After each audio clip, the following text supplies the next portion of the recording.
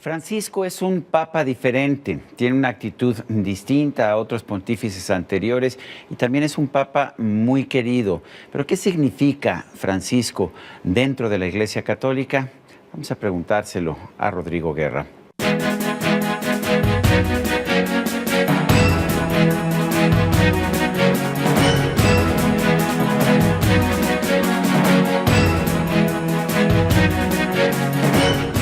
Rodrigo Guerra es filósofo, es investigador del Centro de Investigación Social Avanzada. Ha escrito varios libros sobre cuestiones teológicas y algunos sobre la filosofía de los propios papas. Un hombre muy católico y un hombre también que tiene una gran apertura, siempre habla con nosotros. Me da muchísimo gusto tenerte como siempre, Rodrigo.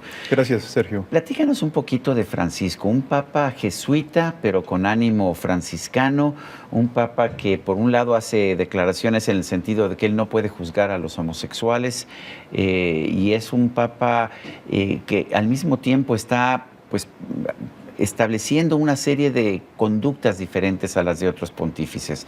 ¿Qué tanto de eso es importante? ¿Qué tanto es mera superficie? Sí, me parece que es muy importante explorar el perfil profundo de Francisco. Es fácil a veces quedarse en la apariencia, en el ¿no? Rostro simpático de un hombre vestido de blanco y que conmueve multitudes. Creo que lo más importante para mirar su perfil profundo es entender que él es un hombre del Concilio Vaticano II y que vive en Latinoamérica el desafío que implica ser cristiano en un momento de reforma profunda de la Iglesia. Él se ha planteado que es un hombre que ha recuperado la opción por los pobres. ¿Qué significa esto? Sí, significa que en América Latina, digámoslo así, se hizo un descubrimiento que en realidad es un redescubrimiento de la doctrina profunda sobre la pobreza y la marginación desde el punto de vista cristiano. Los padres de la Iglesia, los doctores de la Iglesia habían escrito muchísimo. El propio San Antonio, ¿no?, uno de los primeros franciscanos, había explicado con gran claridad que Cristo está particularmente presente en los más pobres. Pablo VI ya también lo había refrescado diciendo que son sacramento de Jesucristo. Frases teológicas muy fuertes que significa que hay una especial presencia de Jesús en los más pobres, en su dolor, en su necesidad. Y ahora Francisco coloca ese tema muy en el corazón de la perspectiva pastoral de la Iglesia, no solamente por la necesidad evidente de atención social de los más pobres, sino por la necesidad evidente también de reforma al interior de la Iglesia en un momento en que muchas formas, personas, grupos han caído en modalidades de cristianismo burgués que distorsionan mucho el mensaje cristiano. Ha habido cuestionamientos al Papa Francisco. Se dice que es un papa anticapitalista. En Laudato Si, la encíclica, se opone al mercado. Dice que el mercado es el culpable de la pobreza, es el culpable también de la contaminación, cuando hay muchos historiadores y economistas que nos dicen que es todo lo contrario, que ha sido el mercado el que ha rescatado a tantos miles de millones de personas de la pobreza en los últimos 200 años. ¿Qué opinas? Sí, el Papa Francisco piensa que hay que tener una comprensión analítica y diferenciada de las economías de mercado en plural. Es decir, no existe una sola economía de mercado, existen distintas modalidades, evidentemente unas que colaboran más con el desarrollo de las personas en la medida en que son más inclusivas, en la medida que ofrecen más oportunidades equitativamente para todos, pero también existe claramente algunas modalidades de economía de mercado que con mucha dificultad logran incluir a los más pobres, sobre todo en América Latina, a un camino de desarrollo. Por eso él es severísimo y sumamente crítico al decir que la raíz misma de esas economías de mercado es profundamente perversa. Esto no quiere decir que sea un enemigo del capitalismo. Significa... Pero eso suena. Si dices que el mercado es profundamente perverso, parece que eres enemigo del capitalismo y de la libertad económica. Sobre todo de las formas, yo creo que sí su juicio es fuerte, sobre todo de las formas de capitalismo y de economía de mercado que consideran que el mercado es el dinamismo sustantivo del desarrollo. Él tiene una idea muy clavada en el corazón y es que el desarrollo social es lo sustantivo y el mercado es lo adjetivo. ¿Qué significa esto? Que lo primero es que la persona en sus necesidades y en su justicia social sean atendidas y el mercado es un mecanismo de soporte.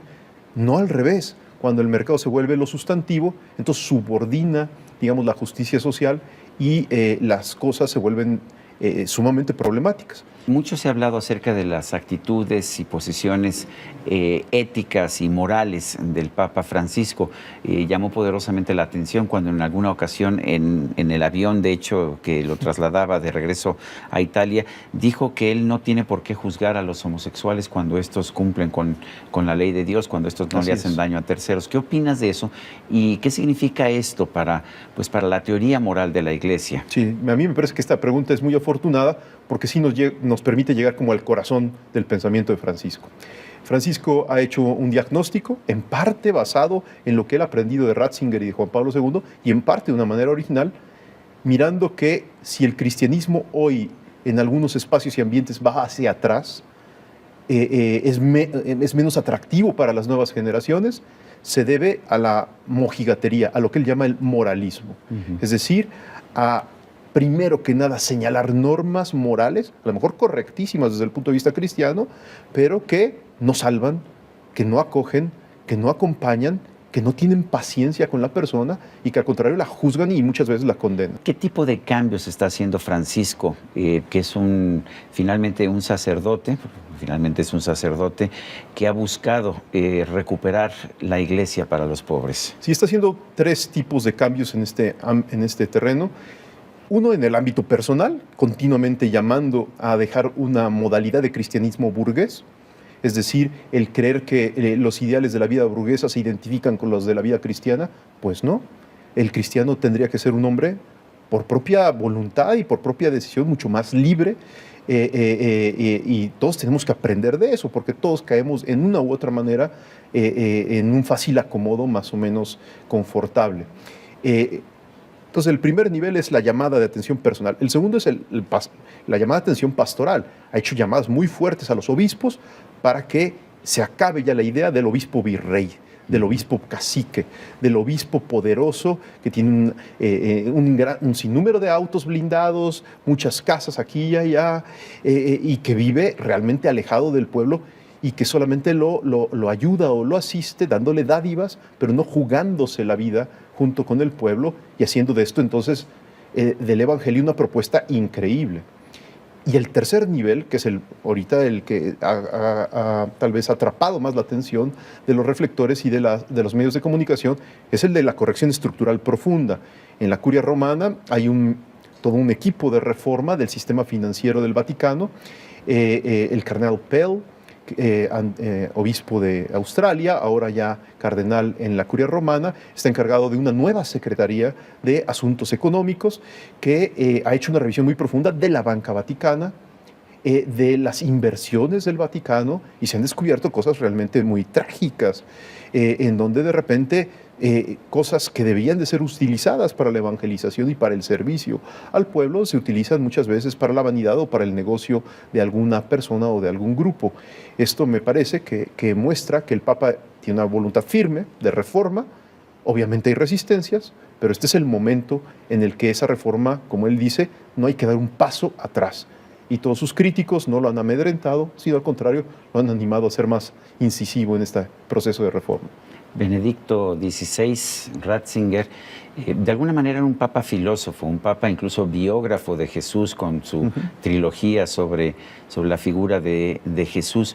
El Papa Francisco parece un papa muy diferente. ¿Cómo lo describirías tú? Sí, muchas personas han dicho que Ratzinger era el papa teólogo y Francisco es el papa pastor. Eso tiene parte de verdad, porque en efecto Bergoglio principalmente ha sido un párroco, luego un obispo auxiliar y luego un obispo metropolitano de una diócesis grande como Buenos Aires, y se ha dedicado simplemente a la animación pastoral. Pero también está esa otra parte, que es el Papa que viene de una corriente de pensamiento latinoamericano, que se llama Teología del Pueblo, que es una variante matizada de ciertas teologías de la liberación. Los ejemplos más emblemáticos son los curas guerrilleros de los 70s o ciertos libros que afirmaban la fusión entre cristianismo y marxismo. En la Teología del Pueblo, la gran, hipótesis de trabajo es que el pueblo está llamado a asumir un protagonismo social, debe de corregir muchas veces la dirección de las propias estructuras del Estado, y desde el trabajo con el pueblo, la sociedad, la iglesia y hasta el mismísimo Estado pueden tener un derrotero nuevo. Esto ha sido realmente una de las cosas más potentes que ha caracterizado a la Iglesia argentina en los últimos años. El cristianismo crítico a Videla y a la dictadura brotó de ahí, de la teología del pueblo. Justamente Bergoglio se inscribe en esa tradición antiautoritaria. Él lo ha dicho: yo no soy un hombre de derechas y nunca lo he sido. Eso no significa que sea él entonces en una fácil geometría política un hombre de izquierda político-partidista, pero sí es un hombre que se sitúa con mayor simpatía en las causas populares y con una mayor cercanía a las preocupaciones del pueblo que sufre en América Latina que a las teologías de la prosperidad que él llama, que suelen justificar nuevamente modalidades de cristianismo burgués con citas bíblicas para tratar de edulcorar un poco el discurso. ¿Qué tan cercano es a la gente, Francisco? Sí, hay un fenómeno realmente muy sorprendente, y es que Francisco logra conectar sobre todo con los más jóvenes y sobre todo con los jóvenes más alejados de la experiencia de la Iglesia. Cuando se han medido las simpatías y antipatías del pontífice, es muy impresionante el resultado. Donde tiene mayor acogida, auge, se le celebra su palabra y su presencia, es en la revista New Yorker, es en el New York Times, que acaba de reseñar su nuevo libro, es en los sectores más secularizados de las nuevas, digamos, tribus juveniles en las grandes urbes. Y donde hay más resistencia, curiosamente, es en los sectores conservadores de la Iglesia, que muchas veces no logran o no logramos entender que entre más ortodoxo es un papa, más reformador logra introducir un camino de renovación para la Iglesia. Percibo una gran simpatía tuya hacia Francisco en lo personal. ¿Estoy en lo cierto? Pues sí, me genera una simpatía grande, y también porque muy posiblemente, como tantas personas que en algún momento sufren cuestionamientos, dudas, se sienten cimbrados también por ciertos problemas al interior de la Iglesia, mirar a un hombre como Francisco pues llena de esperanza en un momento muy crítico como el que vive la Iglesia en la actualidad. Rodrigo Guerra, gracias por esta conversación. Gracias a ti, Sergio. Y a usted, amigo televidente, que hace posible este programa, se lo agradezco también. Esto es todo por hoy. Pero no se le olvide, nos vemos la próxima.